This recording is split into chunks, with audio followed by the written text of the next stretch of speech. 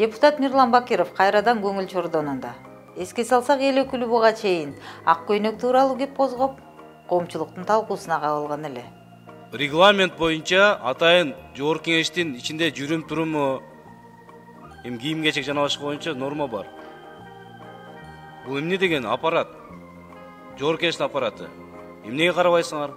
Өкмөттүн аппараты. Өкмөттүн өкүлү. Бул жер базар бул жер. Эл өкүлү дуулдаган элдин сүрүнөн чочулап, ооз учунан кечирим сураганга дагы үлгүргөн.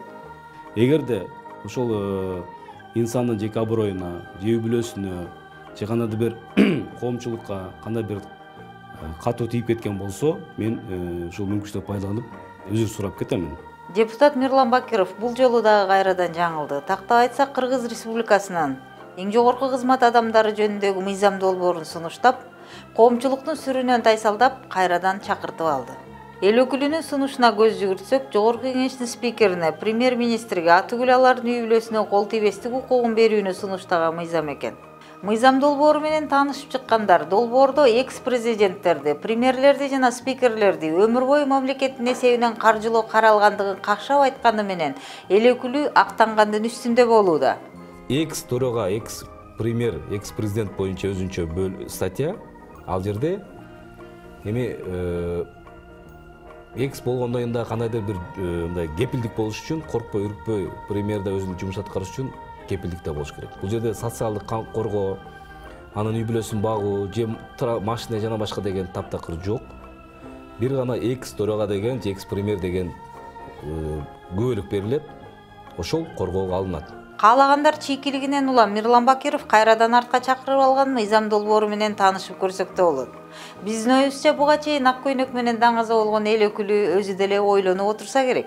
Таң калыштуусу, эл өкүлү жаза турган мындан башка зарыл маселе жок беле. Айтор түкүрүктөн улам ачуусун тыя албай турган калктын жинине эл өкүлү кайрадан тийип алды. Көчөдөн деген түкүрбөгүлө.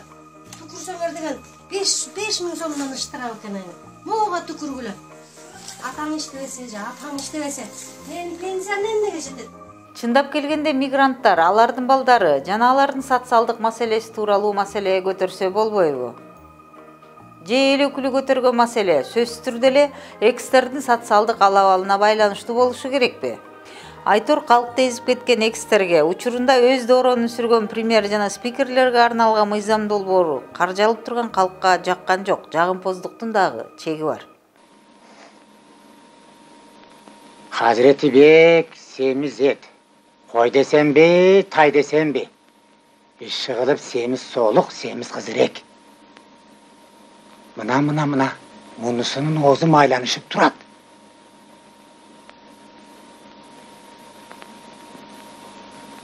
Balim oldum. Murdun bilet dura.